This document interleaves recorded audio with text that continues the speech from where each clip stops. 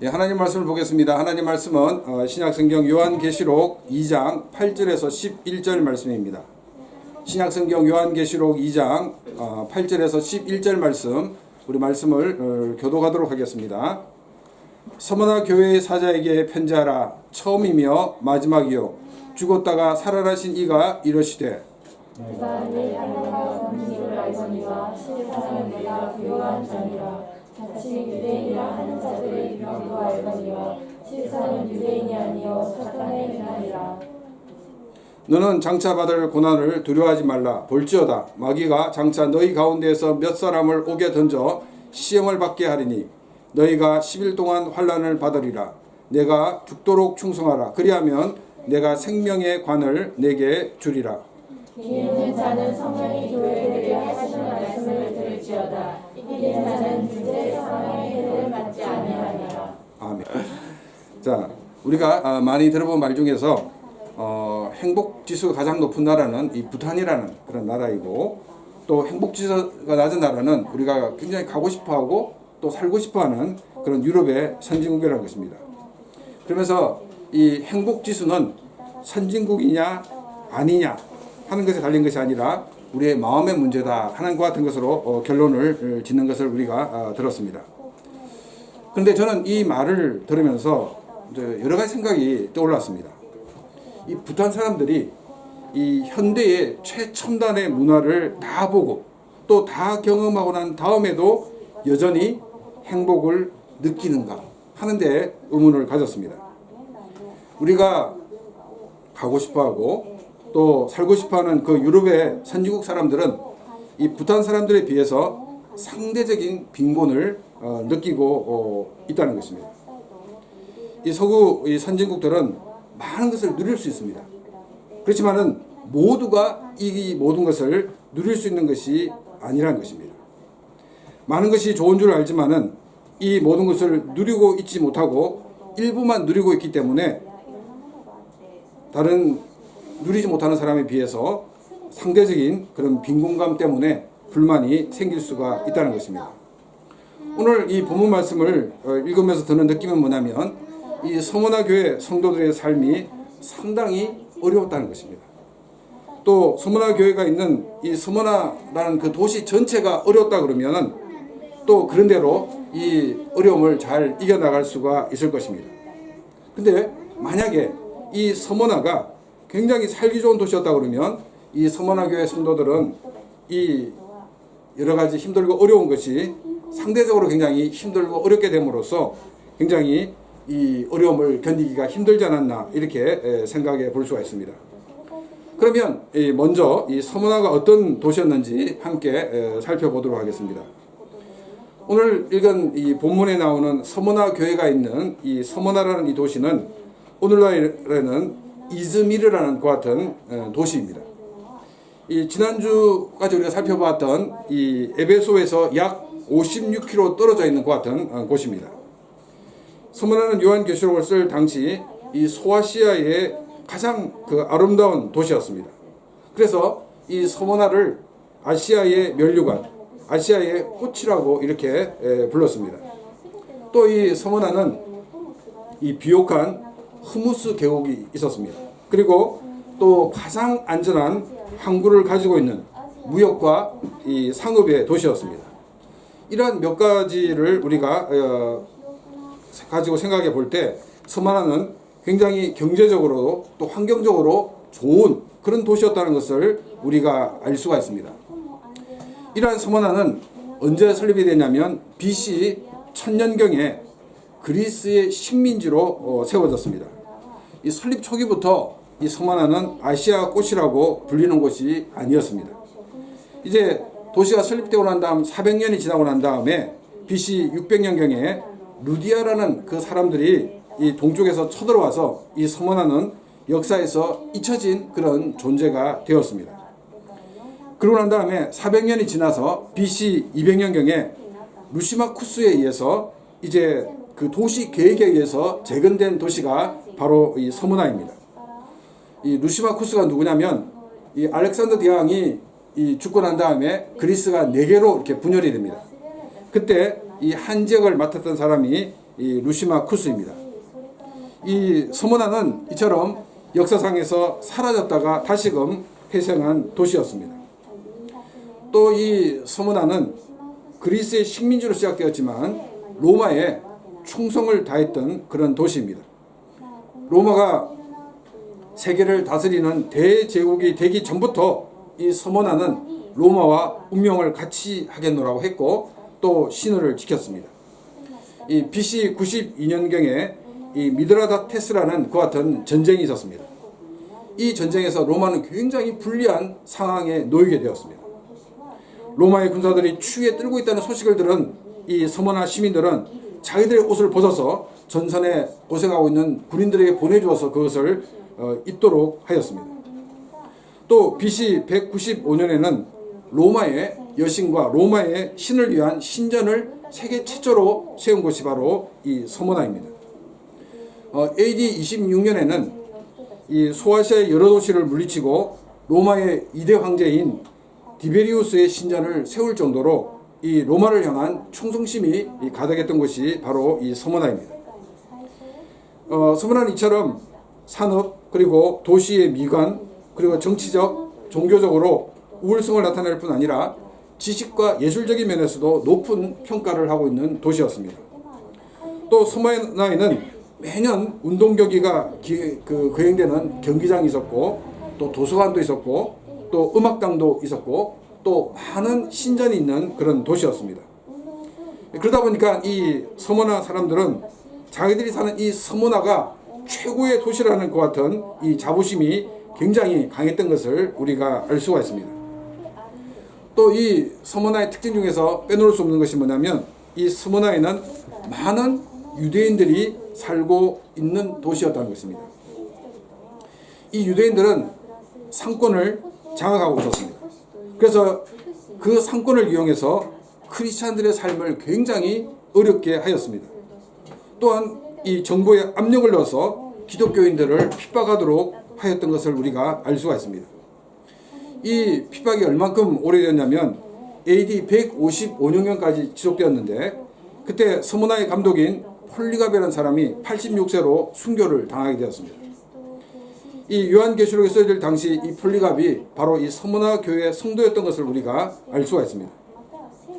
이 서모나 교회는 이 요한이 편지를 보내는 소아시아에 있는 7교회 중에서 주님으로부터 책망을 받지 않은 2교회 중에 한 교회입니다. 한 교회는 조금 전에 말씀드렸던 것처럼 서모나 교회이고 또 한 교회는 빌라델피아 교회입니다. 8절 말씀을 보겠습니다. 서모나 교회의 사자에게 편지하라. 처음이며 마지막이요 죽었다가 살아나신 이가 이르시되. 서모나 교회를 향해 나타나신 주님의 모습은 처음이며 마지막이요 죽었다가 살아나신 이라고 자신을 소개하고 있습니다. 예수님은 왜 자신을 이렇게 소개를 하고 있는가 하는 것입니다. 그것은 이 서모나 교회 성도들이 처한 상황이 있었기 때문입니다. 9절 말씀을 보겠습니다. 내가 내 환난과 궁핍을 알거니와 실상은 내가 부유한 자라. 자칭 유대인이라 하는 자들의 비방도 알거니와 실상은 유대인이 아니요 사탄의 회당이라. 서모나 교회 성도들은 환난에 처해 있었고 궁핍에 처해 있었고 또 유대인들의 비방에 시달리고 있었습니다. 이 환난으로 번역된 이 단어를 헬라어로는 이 슬리프시스입니다. 근데 이 단어의 뜻이 뭐냐면 이 외부 환경에 의해서 야기된 괴로움이라는 것 같은 뜻이 있습니다. 이 환난이라는 이 단어를 볼 때 이 서모나에서 크리스찬으로 산다는 것이 결코 쉬운 일이 아니었던 것을 우리가 알 수가 있습니다. 조금 전에도 언급했던 것처럼 아시아에 꽂힌 서모나에 살고 있지만은 경제적인 번영과 또한 이교적인 문화 그리고 유대인들의 공동체는 크리스찬으로 사는데 엄청난 스트레스를 주고 있었던 것을 우리가 알 수가 있습니다. 서모나의 경제권을 쥐고 있는 유대인들은 자기들의 경제권을 이용해서 크리스찬들이 경제활동을 하지 못하도록 방해하였고 크리스찬들은 스트레스만이 아니라 직접적인 그와 같은 경제적인 어려움을 겪고 있었던 것을 우리가 알 수가 있습니다. 또 이 궁핍이라는 이 단어는 헬라어로 푸토케이아라는 단어입니다. 이 헬라라는 단어, 헬라어에서 가난이라는 단어가 두 가지가 있는데 한 개는 조금 전에 말씀드렸던 푸토케이아이고 또 한 가지는 페네스라는 단어입니다. 둘 다 이 가난이라는 뜻인데 이 페네스는 상대적인 가난을 이야기를 하고 있습니다. 예를 들어서 옆집은 람보르기니를 몰고 있는데 우리 집은 닛산차야. 난 너무 가난해. 사실 우리가 밥을 못 먹을 정도로 가난한 게 아니라 옆집과 비교해보니 가난하다고 느낀다 하는 그런 뜻입니다. 이처럼 이 페네스라는 단어는 상대적인 것과 같은 이 빈곤을 이야기를 하고 있습니다. 그런데 푸토케이아라는 단어는 절대적인 가난을 이야기를 하고 있습니다. 아무것도 가지고 있지 않아서 아무것도 할 수 없는 그런 상태가 이 서머나 교회 성도들의 상태였던 것을 우리가 알 수가 있습니다. 이들은 절대적인 그 가난한 가운데 살고 있었습니다. 예수님께서 산상수훈에서 심령이 가난한 자는 복이 있나니 천국이 저희 것이미요 라고 말씀하셨습니다. 여기서 심령이 가난한 자, 여기서 이 가난은 조금 전에 말씀드렸던 그 푸토케이아입니다. 절대적인 것 같은 가난을 이야기를 하고 있습니다. 서머나 교회 성도들은 옆집은 와규를 먹고 스파게티를 먹는데 나는 그냥 인스턴트 라면밖에 못 먹고 있어. 이런 상대적인 가난이 아니라 아무것도 가지고 있지 않았기 때문에 아무것도 할 수 없는 그런 절대적인 가난한 상태였다는 것을 우리가 알 수가 있습니다. 주변 환경이 이 서머나 교회 성도들을 조여오고 있습니다. 거기에다 경제적인 여유도 없습니다. 이것으로 끝이 아닙니다. 유대인들은 경제적으로 크리스찬들을 어렵게 할 뿐 아니라 설상가상으로 그들의 경제력을 동원하여서 정치가들을 움직여가지고 크리스찬으로 사는 것이 위법인 것으로 만들어버리고 말았습니다. 그래서 로마의 이 공권력이 크리스찬들을, 교회를 핍박하게 되었습니다. 로마가 기독교를 핍박하게 된 이유가 몇 가지 있는데 첫 번째는 뭐냐면 이 기독교인들은 인육을 먹는 사람들이다 라고 그들은 생각을 했습니다. 왜냐하면 크리스찬들이 모여서 성찬식을 나눕니다. 우리가 빵을 받으면서 이건 예수님의 몸이요 하고 그 떡을 받습니다. 또 잔을 받으면서 이건 예수님의 피라고 받습니다. 이 말을 오해해서 이 사람들은 크리스찬들은 사람의 고기를 먹는 사람들이다 라고 이야기를 하였습니다. 또 두 번째는 뭐냐면 이 크리스찬들은 굉장히 부도덕한 사람이다 라고 비난을 하였습니다. 이 크리스찬들이 모여가 성찬식을 하면서 함께 식사를 했는데 그 식사의 이름이 아가페 잔치입니다. 다른 말로 얘기하면 사랑의 잔치입니다. 사람들은 늘 자기 수준에서 이해를 합니다. 이제 우리 교회 다 지금 한국에서 인터넷 사업을 하는 한 형제 가게 이름이 러브 오피스입니다. 그러다 보니까 그 여러 가지 사무 연구를 파고 있는데 전화가 와 이상한 물건을 자꾸 주문해가지고 굉장히 어렵다는 얘기를 들었습니다. 그러니까 사람들은 늘 자기 수준에서 생각하다 보니까 사랑의 잔치, 좀 수상해 이렇게 해서 굉장히 기독교인들을 부도덕한 그런 사람들로 이해를 했다는 것입니다. 세 번째는 이 기독교를 가정을 파괴하는 종교라고 이해하였습니다. 우리가 이제 믿는 사람과 믿지 않는 사람, 가정 안에서 그걸 구분하다 보니까 이 기독교가 이 가정을 파괴하는 것 같은 종교다라고 이야기를 하였습니다. 또 네 번째는 뭐냐면 이 기독교인들은 무신론자다 이렇게 비난하였습니다. 왜냐하면 이 이방 사람들은 신을 섬긴다고 하면 신상이 있어야 됩니다.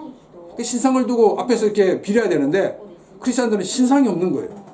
그러다 보니까 이 사람들은 이 크리스찬들은 무신론자다 이렇게 생각을 하였던 것입니다. 다섯 번째로 크리스찬들은 로마의 불충한 시민이고 잠재적인 혁명가라고 생각하였습니다. 왜냐하면 크리스찬들은 가이사, 이 황제를 주라고 하지 않습니다. 이 크리스찬들에게 주는 오직 예수님만이 주라고 고백을 하고 있었습니다. 그래서 이들은 이 크리스찬들을 로마의 불충한 시민이고 혁명가라고 생각을 하였던 것입니다. 여섯 번째는 뭐냐면 이 크리스찬들은 국가와 사회를 파괴한 사람으로 보았습니다. 예수님께 재림하실 때 하나님께서 예수님께서는 불로 심판하신다라고 말씀하셨기 때문에 이들은 이 말을 오해해서 이 크리스찬들을 굉장히 사회 악으로 간주하는 그 같은 계기가 되었습니다. 그래서 그들은 법을 통해서 이 크리스찬의 활동을 제한하였지만 크리스찬들이 계속적으로 하나님을 섬기고 또 선교를 했기 때문에 이 법을 따르지 않자 그들은 박해를 더 가중했던 것을 우리가 보게 됩니다. 최근 이 한국의 기독교가 개독교라는 것 같은 소리를 듣고 있습니다. 기독교가 성경적인 원리를 떠나서 너무나도 세상적인 욕심을 쫓기 때문입니다. 그러나 서머나 교회 성도들은 크리스찬으로 산다는 이유 때문에 주위의 스트레스를 감내해야 하고 또한 경제적으로 바닥을 쳐야 하고 또 법적으로도 제재를 받아야 하는 이중 삼중의 어려운 상황에 놓여서 살고 있었던 것을 우리가 보게 됩니다. 서두에 말씀을 드렸지만 같이 못 살고 같이 어렵다고 그러면 우리는 조금 더 쉽게 어려움을 이겨낼 수가 있습니다. 그러나 서머나는 번영한 도시였고 그 번영의 도시 한가운데서 환난과 궁핍과 비방을 받아 사는 것은 상대적으로 더 힘들고 더 어려웠던 것을 우리가 알 수가 있습니다. 그래서 주님은 처음이요 마지막이요 그리고 죽었다가 살아나신이라고 자신을 소개하고 있습니다. 우리는 앞서서 이 서머나의 역사 가운데 BC 천년경에 이 서머나가 세워졌고 또 그 가운데서 400년이 지난 BC 600년경에 이 두아디아의 공격에 의해서 역사에서 사라졌다가 또 400년이 지난 뒤 BC 200년에 이 루스마쿠스에 의해서 그 나라가 그 도시가 재건되었던 것을 제가 설명을 드렸습니다. 서머나 사람들은 죽었다가 살아났다는 말을 들으면 그들의 머릿속에 연상되는 것이 뭐냐면 이 서머나 도시가 역사에서 사라졌다가 다시금 재건된 것이 이렇게 떠오른다는 것입니다. 서머나가 루시마쿠스에 의해서 재건된 것이 그들의 삶 속에서 자연스럽게 생각이 났다는 것입니다. 서머나에 살고 있는 이 서머나 교회 크리스찬들도 죽었다가 살아나신 이라고 얘기했을 때 그들은 두 가지가 떠올랐습니다. 한 가지는 뭐냐면 우리 죄를 위해 죽으시고 우리의 구원을 위해 부활하신 예수님.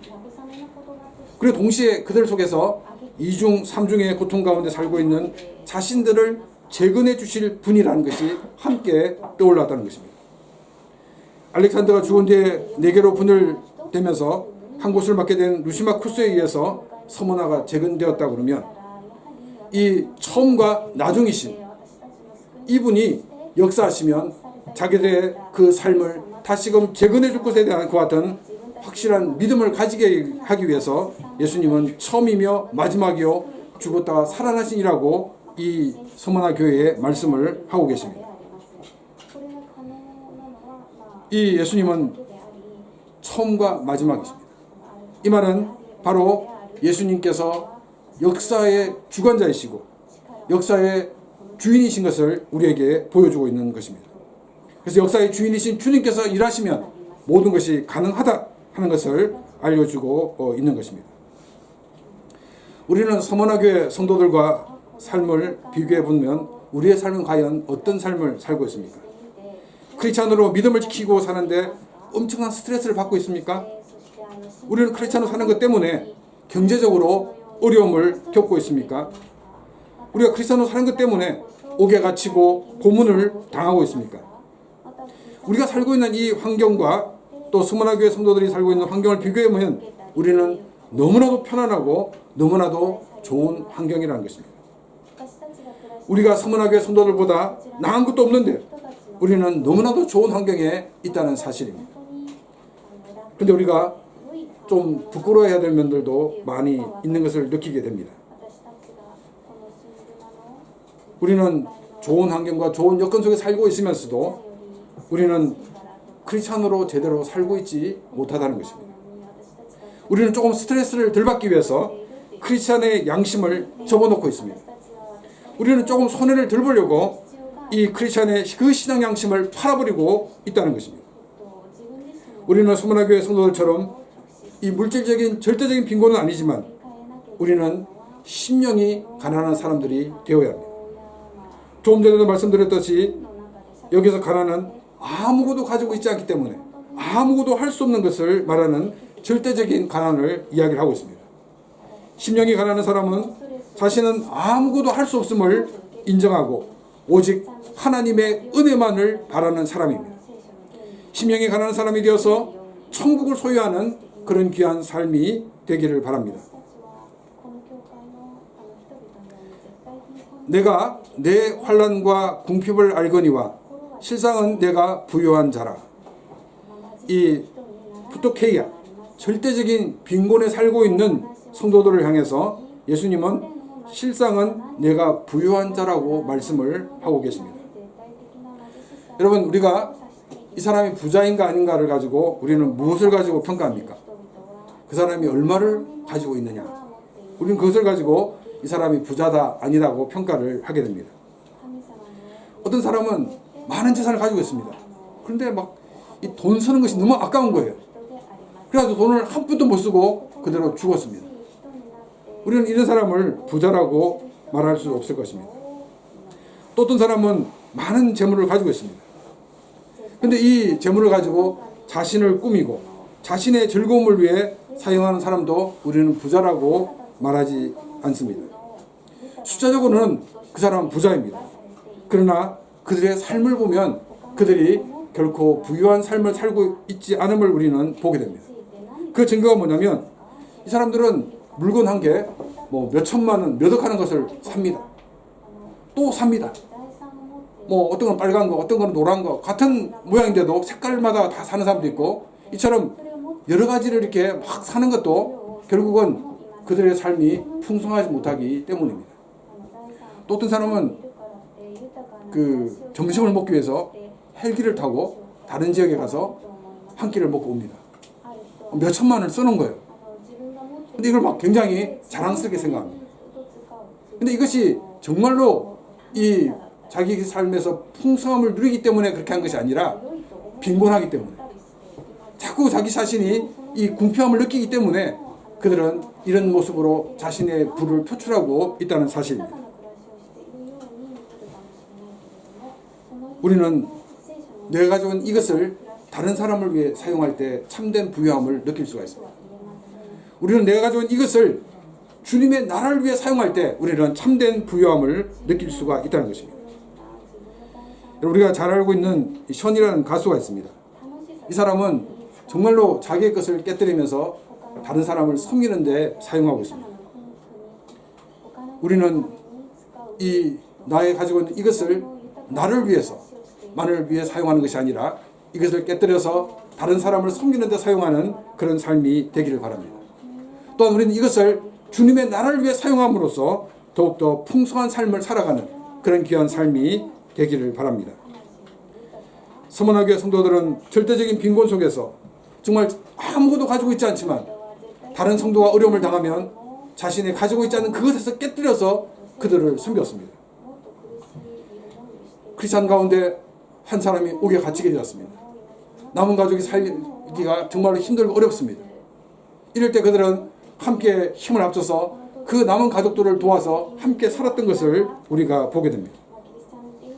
하나님이 우리에게 주신 물질을 주님을 위해 섬기는데, 또 우리는 다른 사람을 섬기는 데 사용함으로 우리가 이 땅에서 하나님이 인정하시는 그런 부유한 삶을 사는 복된 삶이 되기를 바랍니다.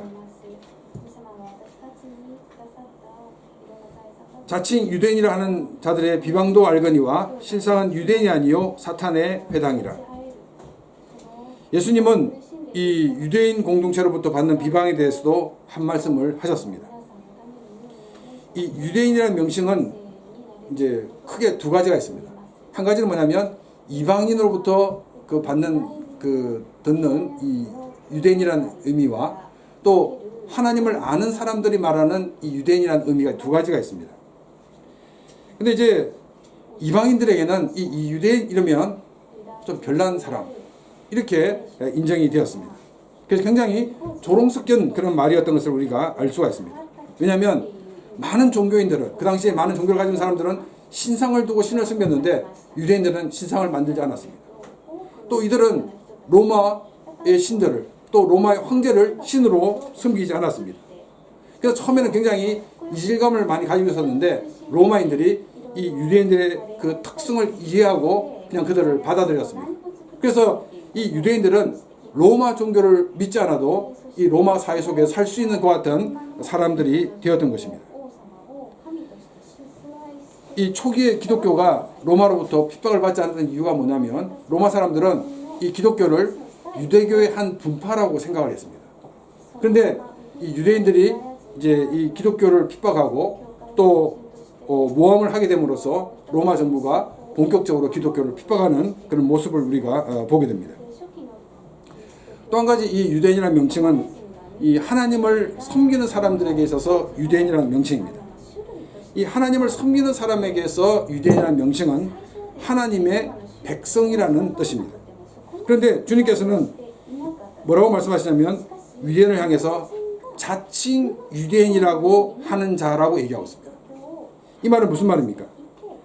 실제는 하나님의 백성이 아닌데 하나님의 백성인 척 하는 사람이 있다는 것입니다. 유대인들은 자신의 조상이 유대인이기 때문에 자신은 당연히 유대인이다라고 생각을 하였습니다. 다른 말로 하면 자신의 조상들이 하나님의 백성이기 때문에 나는 당연한 하나님의 백성이다라고 그들은 생각을 하였습니다. 그런데 요한은 요한복음을 통해서 이렇게 말을 하고 있습니다. 요한복음 1장 12절 말씀입니다. 영접하는 자 곧 그 이름을 믿는 자들에게는 하나님의 자녀가 되는 권세를 주셨으니 예수 그리스도를 믿는 자에게는 하나님의 자녀, 하나님의 백성이 되게 해 주시겠다고 주님은 말씀하셨습니다. 자, 그런데 13절 말씀 보십시오. 이는 혈통으로나 육정으로나 사람의 뜻으로 나지 아니하고 오직 하나님께로서 난 자들이니라. 하나님의 자녀가 되는 것은, 하나님의 백성이 되는 것은 혈통이 아니라고 얘기하고 있습니다. 조상이 하나님 백성이었기 때문에 저절로 자신도 하나님 백성이 되는 것이 아니라고 요한은 이야기를 하고 있습니다. 여기 이제 그 육정인데 이 일본어 성경이나 또 이렇게 그 한국어 성경 육정 이렇게 되어 있는데 이 원어의 뜻은 육체의 뜻입니다.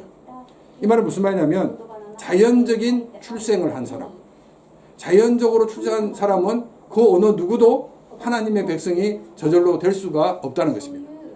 아담과 하와가 범죄한 이후 타락한 인간, 그 아담과 하와가 범죄한 이후에 출생한 모든 인간들은 그 어느 누구도 자연스럽게 하나님 백성이 될 수 없다 하는 것을 이야기를 하고 있습니다. 또 여기 보면 사람의 뜻으로 나지 아니하고 라고 되어 있습니다. 이것은 사람의 인위적인 것 같은 행동을 통해서 될 수 없다는 것입니다. 무슨 말이냐면 열심히 수양을 하고 또 교육을 하고 또 수료를 받으면 하나님 백성이 될 수 있는 것이 아니다 라고 성경은 우리에게 말하고 있습니다. 우리가 하나님의 자녀가 되는 것, 우리가 하나님의 백성이 되는 것은 하나님의 방법대로만 가능하다는 것입니다. 그것은 요한복음 1장 12절에서 말씀하고 있는 것처럼 영접하는 자, 곧 그 이름을 믿는 자들에게는 하나님의 자녀가 되는 권세를 주셨으니 예수님을 자신의 구주로 영접하는 사람, 예수님을 자신의 생명을 구원한 구원의 주로 믿고 받아들이는 그 사람만이 하나님의 자녀가 될 수 있다라고 성경은 이야기를 하고 있습니다. 예수님의 십자가의 공로를 받아들이지 않은 사람은 그 사람은 결코 하나님의 백성이 될 수가 없는 것입니다. 이 유대인들은 바로 이 예수님의 십자가의 공로를 받아들이지 않았습니다. 그러면서 스스로 자신은 하나님의 백성이다라고 생각을 하였던 것입니다. 이 유대인들은 크리스찬들을 핍박합니다. 크리스찬들을 모함하여 크리스찬들로 하여금 위기를 만나게 합니다. 주님은 이 유대인들을 향해서 이 유대인들은 하나님 백성이 아니요 사탄의 회당이라고 이야기를 하고 있습니다. 이 사탄의 회당이라는 이 말은 바로 사탄의 본부가 되고 있다는 것을 이야기를 하고 있습니다. 여러분, 우리 크리스찬들의 신앙을 흔드는 사람은 실제로 기독교 신앙을 가지고 있지 않은 사람보다는 기독교 안에서 예수 그리스도를 믿지 않는 사람들이 많은 크리스찬들을 시험에 빠지게 하고 있다는 것입니다. 왜냐하면 이들은 예수 그리스도를 주인으로 영접하지 않았기 때문에 그들은 믿지 않는 사람들과 동일한 사람들입니다. 그들은 끊임없이 크리스찬들을 공격합니다. 이 아브라함에게 두 아들이 있었습니다. 한 아들은 누구냐면 이스마엘입니다. 이 이스마엘은 하나님의 약속에 의해서 태어난 아들이 아닙니다. 자연적인 것 같은 출생에 의해서 생긴 아들입니다. 그런데 또 다른 아들이 있는데 그 아들은 이삭입니다. 이 이삭은 하나님의 약속에 의해서 태어난 아들입니다. 그런데 이스마엘이 이삭을 막 괴롭히는 거예요. 이것을 본 사라가 저 이스마엘을 빨리 내보내야 된다고 이렇게 얘기했을 때 아브라함이 굉장히 고민에 빠졌습니다. 근데 하나님께서 이제 이스마엘을 내보내라고 해서 이 아브라함이 이스마엘을 내보내게 됩니다.